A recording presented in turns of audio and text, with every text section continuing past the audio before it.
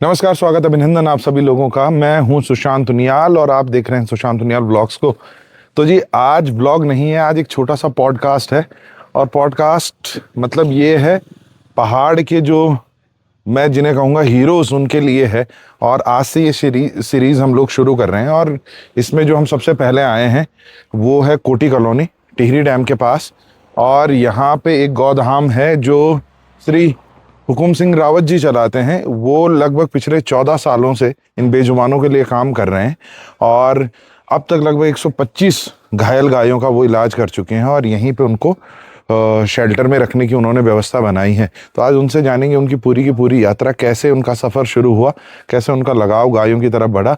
और आज के समय में जब लोगों के अंदर थोड़ा सा इंसानियत ख़त्म होती जा रही है, दया का भाव ख़त्म होता जा रहा है, उस समय पे वो लोगों के लिए क्या संदेश देना चाहते हैं। तो चलिए मिलते हैं। सभी जो आपके दर्शक हैं सबको मेरा नमस्कार। बहुत बहुत धन्यवाद।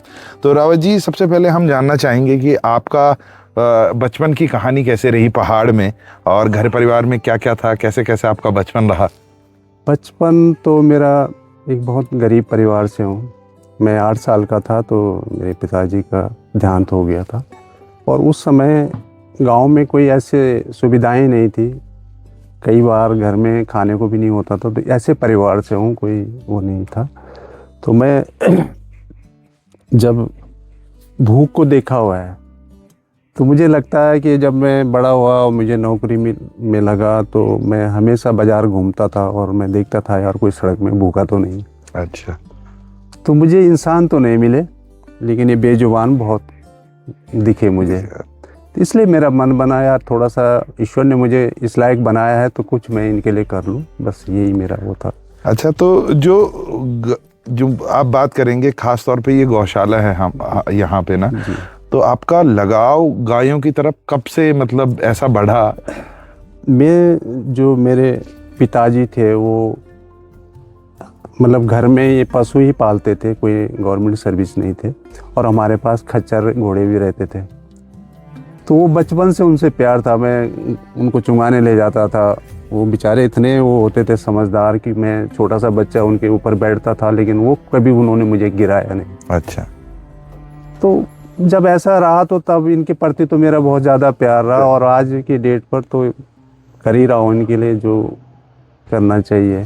तो राव जी, सबसे पहले आपने कब और कौन सी गाय को उठाया था? वो दिन आपका कैसा था सबसे पहले? मुझे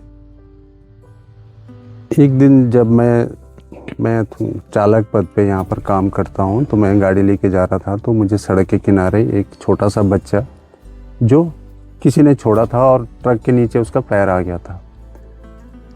पता नहीं उस दिन से ही मेरा ऐसा मन बना कि मैं उसे छोड़ नहीं पाया और फिर वहाँ से उठाकर जिस कार्यालय में मैं सर्विस करता हूँ उसी कार्यालय में मैंने उसको उठा कर लाया और वहीं पर उसकी सेवा शुरू की। तो उससे इतना अपनापन हो गया कि घर परिवार छूट गया लेकिन उसे नहीं छोड़ पाया। उसके लिए मैंने 2 बार मेरे साथ मतलब बहुत कुछ हुआ। जैसे आप सरकारी ऑफिस में किसी पशु को रख रहे हैं तो ऐतराज़ भी होता है। बिल्कुल। तो यहाँ तक कि मुझे रिजाइन देने तक का बात आ गई थी कि मैं नौकरी छोड़ सकता हूँ लेकिन इसे नहीं छोड़ सकता हूँ। तो ये चलते चलते जब उसका जो पिछला पैर था उसके हड्डी का चूरा बना हुआ था। अच्छा। इस तरह से उसकी हड्डी टूटी थी क्योंकि ट्रक का भार बहुत ज़्यादा होता है। तो उस समय मैं डॉक्टरों के पास भी गया लेकिन डॉक्टरों ने भी हाथ खड़े कर दिए। अच्छा। कि भाई इसका पैर नहीं जुड़ सकता। तो मैं अपने ही तरीके से उस पर लगा रहा हूँ। हाँ, और बाकी लोगों की अगर बात करेंगे ना तो अक्सर हम सड़क पे देखते हैं बहुत सारे जानवर गिरे पड़े हैं लेकिन कोई उनकी सुध लेने वाला नहीं है। आपने ऐसा क्या फैसला, आपने ये फैसला लिया कैसे कि मुझे इसको ले जाना चाहिए? ये फैसला ईश्वर का था। अच्छा। मेरा तो नहीं। हाँ जी। क्योंकि उसकी लीला है, वो किस तरह से लीला करता है। हाँ जी। क्योंकि अगर वो मेरे से उससे ऐसे संबंध नहीं बनाता कि मैं उसे छोड़ ना पाऊँ तो आज तक 125 गायों का इलाज नहीं हो पाता। बहुत बढ़िया है ना। बहुत बढ़िया। हमने इस जगह उसके वजह से 101 गाय हमने गांव में जो लोग पालना चाहते हैं दूध वाली है फ्री कॉस्ट में दिए हैं। अच्छा। 68 की मृत्यु हो चुकी यहाँ पर। अच्छा। जो इसी भूमि में दफन है, और 39 हमारे पास इतना है। तो ये सब कुछ करने के लिए कुछ न कुछ तो ईश्वर का बिल्कुल बिल्कुल, हाँ, बिल्कुल कोई लीला रही होगी जो माध्यम मुझे बना दिया। हाँ जी, हाँ जी, हाँ जी, है ना, क्योंकि बिना उनकी आज्ञा का तो एक पत्ता भी नहीं मिल हिलता। सकता। तो जब उनकी कृपा रही होगी, उनको ऐसा करवाना होगा, तो ही ऐसा जी जी जी, मेरा और मन ईश्वर ने बना। आप ही को चुना इस काम के लिए। हाँ, चुना हाँ हाँ हाँ, तो है। हाँ जी, हाँ और जी, चुना इस तरह का है कि मैं अपने बच्चों को छोड़ दिए, मतलब उनकी देख रेख की चिंता नहीं होती, लेकिन इनकी चिंता मुझे बहुत होती है। तो मैं यहाँ पर ही 24 घंटा बैठा रहता हूँ। मैं सोचता हूँ कोई इनको कुछ इनके साथ कभी भूखे ना रहें, कुछ इस तरह से, तो यहीं पर इनके साथ रहता हूँ। घर परिवार में बहुत कम जाता हूँ, बहुत बहुत मजबूरी होती है तो चला जाता हूँ 1 घंटे के लिए बस। नहीं जी, बिल्कुल बहुत मुश्किल काम है। और ये काम में मुझे जो लगता है लोगों की ज़रूरत है, बहुत सारी चीज़ों की ज़रूरत पड़ती है। मैं आपसे सबसे पहले ये जानना चाहूँगा कि इस काम में सबसे ज़्यादा मुश्किल क्या आती है? जैसे कि लोग हो सकते हैं, सिस्टम है, पैसा है, कभी कभी पैसे की कमी पड़ती होगी। तो क्योंकि आपने एक गाय से ये शुरू किया, आज कह रहे हैं आप 125 गायों का आपने इलाज करवाया है, तो सबसे ज़्यादा मुश्किलें किस चीज़ में आई हैं? जो मान लो आप किसी गाय का इलाज कर रहे हैं तो अकेले भी नहीं हो पाता। अगर आपके साथ कोई किसी गाय का इलाज कर रहे हैं तो 5-7 लोग तो चाहिए होते हैं। वहाँ पर थोड़ा मुश्किलें आई। हाँ जी। और सिस्टम की आपने बात की कि जब शुरू में आपने इनिशिएटिव लिया होगा, और बिल्कुल ऑफिसेज की पॉलिसीज होती हैं कि वो लोग अलाउ नहीं करते हैं किसी भी जानवर के लिए, तो वो भी एक चैलेंज रहा होगा आपके लिए शुरू में। रहा। और परंतु मुझे लगा कि जब उसकी मर्जी थी तो सब लोग, मतलब किसी ने कुछ नहीं कहा, और मेरे साथ मतलब ऐतराज करने की जगह पर मेरे साथ जो मदद भी करनी थी तो वो भी लोगों ने की। यहाँ तक कि मेरे डिपार्टमेंट ने, किसी ने, अच्छा, तो सब लोगों ने साथ दिया इसमें। वो अलग था कि मुझे सबसे ज्यादा समय देना पड़ा यहाँ पर। बिल्कुल बिल्कुल, हाँ, बिल्कुल। तो वो मेरा ज्यादा वो था। और पैसे की जहां तक रही बात बात आज की डेट पर, धन तो है, हाँ जी, लेकिन किसी के पास समय नहीं है। हाँ जी जी जी जी, हर इंसान मुझे भागता हुआ लगता है कि बिल्कुल बिल्कुल बिल्कुल, ऐसी दौड़ में लगा हुआ है कि वो रुकना नहीं चाहता। बिल्कुल। तो कोई मुझे मिलने भी आता है तो उसके पास जानना भी चाहता है कि रावत जी कैसे शुरू हुआ, लेकिन उसके पास इतना समय नहीं होता कि वो पूरी बात मेरी सुन ले। तो मुझे बहुत जल्दी जल्दी बोलना पड़ता है वहाँ पर। मतलब वो पूरा भी सुनना चाहता है। अब इतनी बड़ी बात, अगर मान लो अगर आप कथा सुनते हैं कहीं पर, गाय की बहुत बड़ा वो है हमारे हिंदू धर्म में, सबसे ज़्यादा मानता है जी, है ना। गाय नहीं है तो हिंदू भी नहीं है, ये सत्य है। क्योंकि वो जन्म से लेकर मृत्यु तक उसके बिना हमारा कोई काम ही नहीं होता। तो अगर गाय नहीं रहेगी तो हिंदू भी नहीं रहेगा, ये सत्य है सबसे पहले।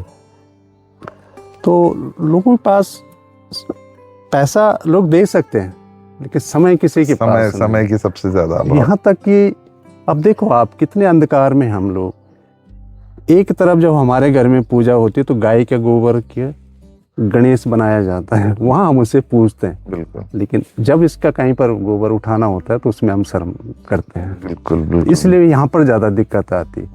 हाँ, कभी इस पूरी यात्रा में कभी ऐसा रहा कि लोगों ने आपको गलत समझा होगा कि हो सकता है ये इंसान मतलब गायों की सेवा कर रहा है लेकिन अपना कुछ ना कुछ बेनिफिट हो इसके पीछे, मतलब ये ज़्यादातर लोगों की मानसिकता होती है। कोई भी आदमी कोई अच्छा काम करने जाता है, और ये समाज की है, आप जानते हैं हम जिस समाज में पले बड़े हैं वहाँ पे लोगों की मानसिकता ये रहती है, मतलब कोई अच्छा काम करने जाए उसको अप्रिसिएशन कम, थोड़ा सा लोग क्रिटिसाइज ज़्यादा करते हैं, उसकी बुराई करते हैं। ऐसा कभी हुआ आपके साथ? मेरे साथ तो अभी ऐसा कभी नहीं हुआ, क्योंकि आपने बहुत अलग ढंग से किया ऐसे, बहुत सच्चे मन से किया, और वो ईश्वर की मर्जी से किया है।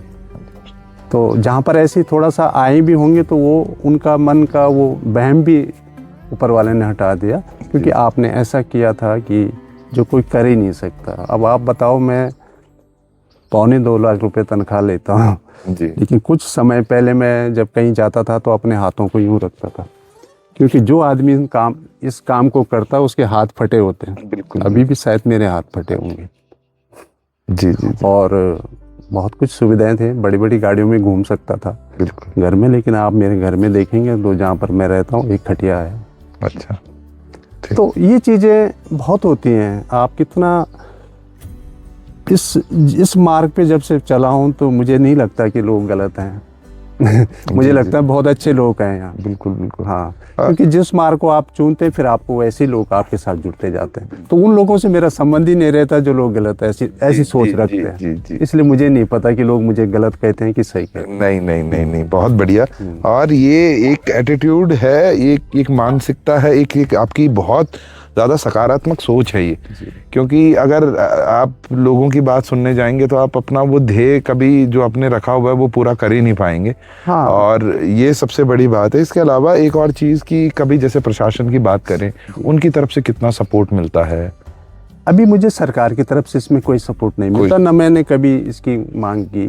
क्योंकि लोग कहते हैं ना कि जब मैं कहीं पर भी देखो आप, तो जब कहते हैं कि सरकार ज़मीन दे देगी या फिर वहाँ पर गौशाला बना के दे देगी या कुछ पैसा देगी, फिर आप कर नहीं सकते। बिल्कुल। तो मैंने तो एक छोटे से पहले तिरपाल से छप्पर बनाए रोड के किनारे, फिर की झोपड़ी सी टाइप की बनाई, इस तरह से शुरू किया। मतलब उसमें यहाँ पर जो भी कार्य हुआ, और मैं डॉक्टर भी ईश्वर ने मुझे ही बना रखा और ये मिस्त्री का काम भी मैं ही करता हूँ। यहाँ पर सेवा का काम भी मुझे ही दे रखा, और जब इनकी मृत्यु होती तो दफनाने का काम भी मुझे ही दे रखा। तो बड़ा जिसकी आप सेवा करते हैं, जैसे पशु आप पाल रहे हैं तो उससे एक प्रेम हो जाता है। वो आपके साथ 10 साल 5 साल रह रहा है, जब उसकी मृत्यु होती है तो उस समय कष्ट भी होता है मुझे बहुत ज़्यादा। इसलिए मैं अधिकांश जब कोई मुझसे पूछता है तो मैं भावुक होता हूँ। मुझे कमी नहीं है किसी चीज़ की। 2 बेटे हैं, अपने सही कमा रहे हैं, ये चीज़ें कर रहे हैं। जी जी जी जी। और मैं भी ठीक ठाक हूँ, ऐसा कुछ नहीं। लेकिन मैं भावुक क्यों होता हूँ?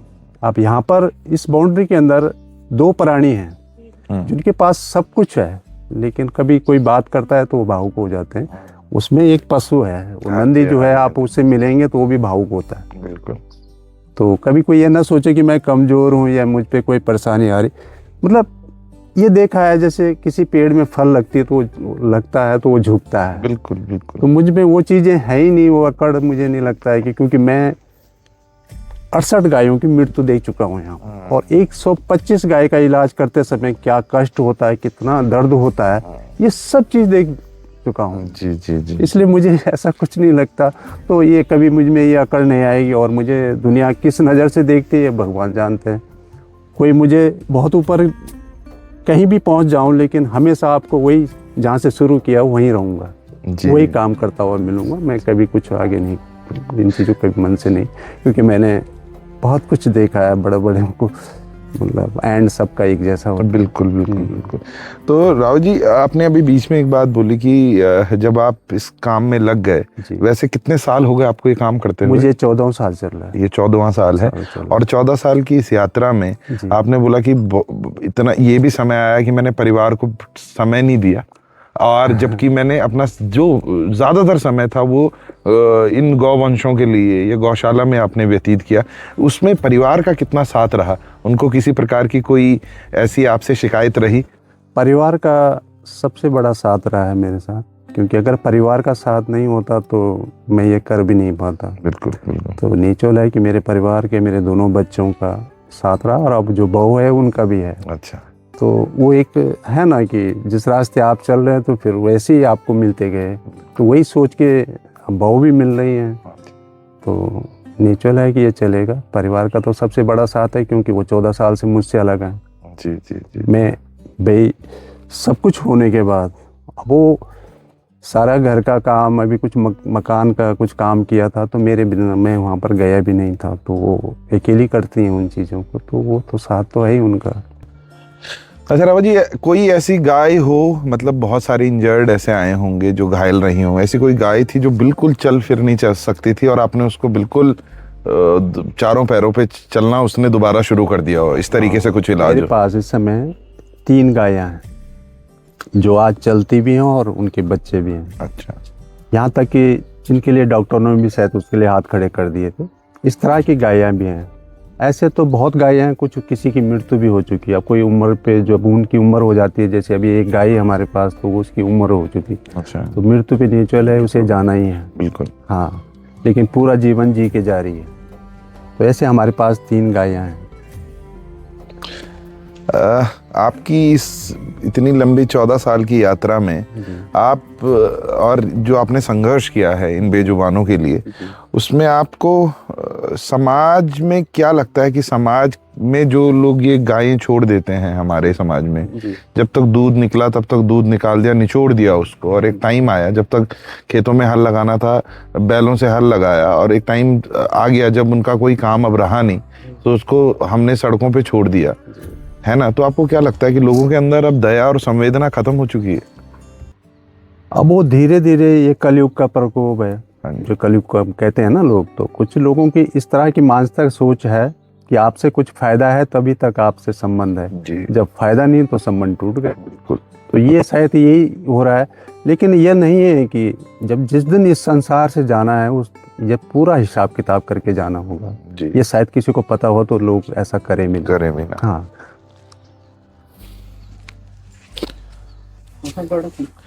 अगर हम अपने जिले की बात करें, टिहरी गढ़वाल की, बहुत ज्यादा दूर की बात नहीं करेंगे, सिर्फ सबसे पहले अपने घर से शुरू करेंगे।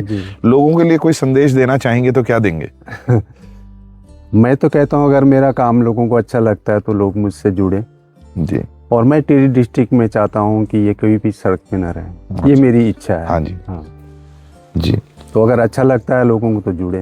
लोग मुझे पैसा ना दें, मैं ये नहीं कहता कि मुझे दें, मैं इनका खाने के लिए दें। पैसा शायद तो मेरे पल्ले पड़ जाएगा तो हो सकता है मैं भी कुछ इनके साथ गलत कर दूं। बिल्कुल। लेकिन जो इनका घास होता है, जो भी चारा होता है, वो जितना मर्जी दे। अच्छा, हाँ, तो आपका ध्येय ये है कि आप ये कह रहे हैं कि इनको हमें मॉनेटरी कोई सपोर्ट नहीं चाहिए, इनका खान पान का जो भी है आप वो ले आइए। हाँ। और उस तरीके से अगर कोई सहायता कर सकता है, कोई मदद करना चाहता है तो बिल्कुल मदद करो, क्योंकि हमारे पास जो अंदर हैं उनको तो हम खिलाते हैं। जो इस समय सर्दियों में है, जैसे मैंने बाहर से छप्पर बना हुआ, तो जो अभी रोडों पे कुछ नहीं है, ये 6 महीने बड़ी दिक्कत हो जाती है इनके लिए। सर्दी भी होती है और खाने के लिए कुछ होता नहीं, एक पतझड़ का मौसम होता है, कोई घास भी नहीं उगती। इस समय इनके लिए बहुत ज़रूरत पड़ती है।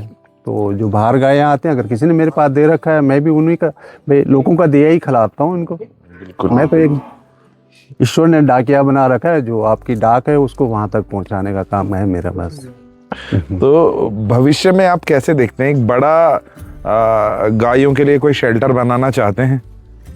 हाँ, ये मेरी इच्छा है। हाँ जी। उससे भगवान पूरा करें या ना करें, लेकिन मेरी सोच है कि मैं इनके लिए एक सेंटर बनाऊं और पूरी टिहरी डिस्ट्रिक्ट की गाय एक जगह इसको रख जाए। लेकिन उसके लिए हमारे भूमि बहुत बड़ी चाहिए। हाँ जी। हाँ, तो सोच तो है। हाँ जी। मैं दिसंबर में रिटायर हूँ, तो उसके बाद मुझे समय मिलेगा तो मैं जरूर इनके लिए कुछ करके जाऊंगा। अच्छा जी। अगर आज के टाइम पे कोई सरकारी नुमाइंदा आपके पास आए और वो आपसे पूछे कि रावत जी आप कोई एक चीज बताइए, क्या चाहिए आपको, तो गौवंशों को बचाने के लिए, इनके इलाज के लिए या इनके लिए शेल्टर बनाने के लिए, तो आपका क्या जवाब होगा? क्या एक चीज है जहां आपको लगता है कि सरकार आपकी बहुत बढ़िया ढंग से मदद कर सकती? मुझे भूमि दे। अच्छा। हाँ, क्योंकि सरकार भी शायद इस काम को नहीं कर सकती, क्योंकि जब हम एक गवर्नमेंट सर्विस में लग जाते हैं तो हमें जब बिना काम के पैसे मिलते तो फिर हम काम क्यों करें? तो इसे कोई भी चला सकता है प्राइवेट, लेकिन वो इंसान चला सकता है जिसने खुद ने बस कर दिया हो कि भगवान अब मेरे लिए बहुत है, अब मेरे लिए कुछ नहीं, जो कुछ है इनके लिए, तो वही इसको चला सकता है। हाँ जी। तो आप ये कह रहे हैं कि सरकार से यही चाहेंगे कि भूमि मिल जाए? हाँ, क्योंकि सरकार के हाथ में है, क्योंकि भूमि वही दे सकती है। अच्छा। इस तरह की जगह वो सरकार ही दे सकती है। हाँ जी। बहुत सारे लोगों के लिए सेवा का अलग अलग अर्थ होगा रावत जी, आपके लिए सेवा का अर्थ क्या है? क्या मानते हैं, क्या मायने हैं सेवा के? मैंने तो कभी इस तरह से नहीं, जैसे गाय को कभी एक रोटी कोई खिला देता है तो इसलिए खिलाता है कि कोई उसको बताता है कि तेरे ग्रह खराब है। हाँ जी। मैंने इसे, मुझे एक जीव है, प्राणी है वो, तो जिस तरह से भूख प्यास हमें लगती है उसको भी लगती है, वही सोच कर समझ कर मैं सेवा करता हूँ। मैं उसके बदला कुछ नहीं चाहता। हाँ जी। और शायद मुझे जरूरत भी नहीं पड़ेगी, क्योंकि भगवान ने मुझे उससे पहले ही सब कुछ दे दिया। बस अंत में मैं एक चीज पूछना चाहूंगा, मैं बहुत देर से आपसे पूछना चाह रहा था कि ये जो जमीन है जहाँ पे अभी ये शेल्टर बने हुए हैं, एक गाय से यात्रा शुरू हुई, ये जमीन आपकी अपनी है? नया। अच्छा। ये टीएडीसी की भूमि है। अच्छा। और मैं भी टीएडीसी में काम करता हूँ जी। तो ये सरकारी जमीन है। अच्छा। और किसी ने इस पर ऐतराज नहीं किया तो ये चल रहा है। और मैं मैंने ये कहीं से खरीद के भी नहीं ला रखी। अच्छा। मैंने सड़कों से उठाए। बिल्कुल, अगर बिल्कुल। प्रभु की ये इच्छा होगी तो ये सड़क में छोड़ चले जाएंगे। बिल्कुल बिल्कुल बिल्कुल बिल्कुल। तो अगर मैं कुछ गलत कर रहा हूँ, इनको पाल कर यहाँ पर रख कर, हाँ जी हाँ जी हाँ। मैं अगर इसमें अपना कुछ चलाऊं तो गलत है। जी जी जी जी जी। इन बेजुबानों को रख रहा हूँ तो मेरे ख्याल से जैसा अधिकार धरती पर इंसान का है वैसे इनका भी है। बिल्कुल बिल्कुल। तो अगर सरकार मुझे हटा देगी तो मुझे कोई फर्क नहीं पड़ता, क्योंकि मैं तो ईश्वर की मर्जी होगी तो जिसको भूखा रखना है तो रखे बस बात करते हैं। बहुत बहुत धन्यवाद रावत जी, आप एक बहुत बड़े प्रेरणा स्रोत हैं हम सब के लिए।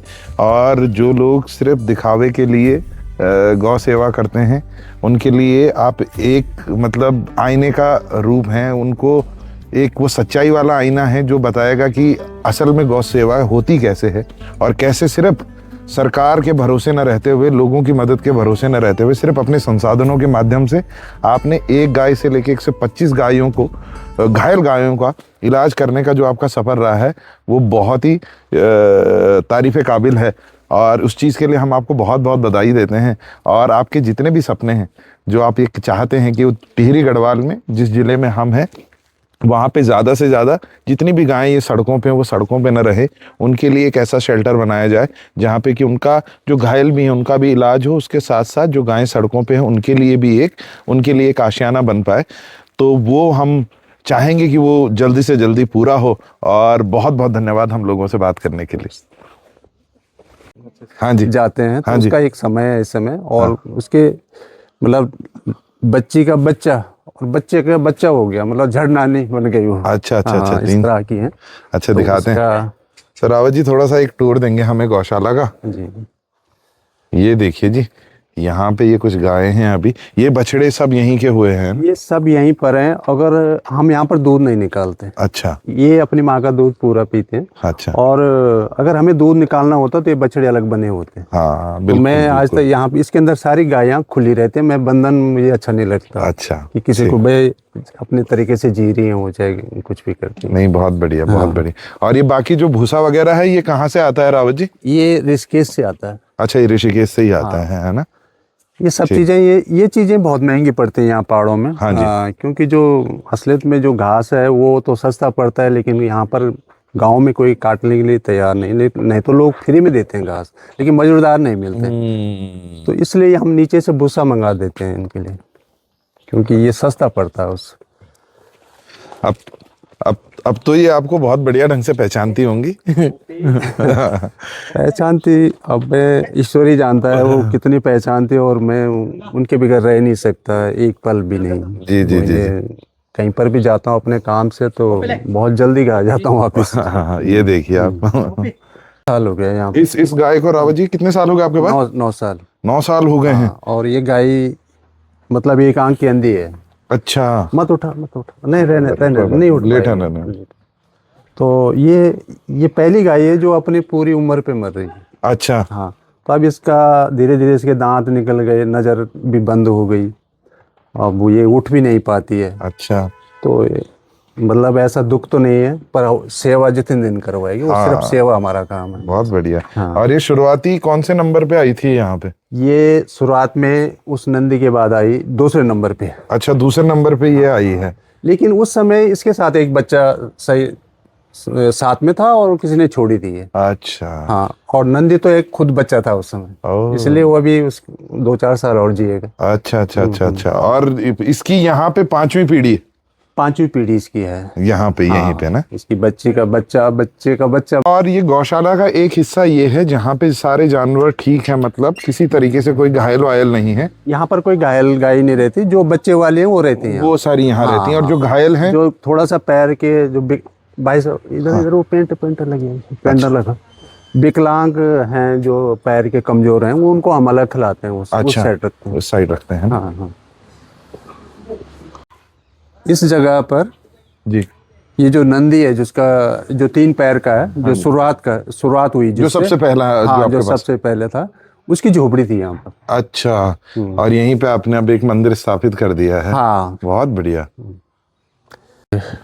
पट्टा से निकला हुआ है ये। अच्छा, जॉइंट डिसलोकेट है ना इसका? हाँ। और अच्छा, ये घायल हैं अभी कुछ इसमें से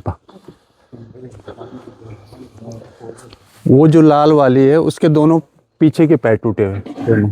अच्छा इसके घाव भी जो हमने वो होंगे तो इसका पहले वो जो पीछे से अच्छा, इसके दोनों पैर, लेकिन चलती है। चलती है ना। हाँ, और ये है सबसे पहले जो नंदी है, अच्छा, इसका ये पैर बीच में हड्डी नहीं है इसमें। ओहो, ठीक हाँ। ठीक ठीक। तो- इसी के लिए आप कह रहे थे कि डॉक्टर ने मना कर दिया था। हाँ, इसके लिए डॉक्टर ने मना तो उसके लिए भी हुआ, लेकिन मेन तो ये था पहले और तो जो सबसे पहले जिससे तब- शुरुआत हुई। जब तक उसका नंबर आया तब तक तो मैं इसके बारे में बहुत कुछ जानने लगता था, दवाई के बारे में, लेकिन जब ये शुरुआत की थी तो उस समय मुझे कुछ पता नहीं था इसका। ठीक ठीक।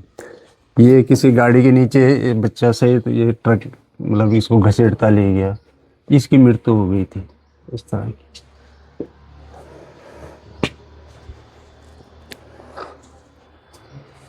ये गाय उस समय थी मेरे पास जब मेरे बड़े बेटे की शादी हुई, और इसके चारों पैर टूटे हुए थे। ये 3 महीने जीवित रही यहाँ पर, सिर्फ सेवा किया, क्योंकि बचने का तो इसका कोई वो ही नहीं था ना। हाँ, इस तरह की।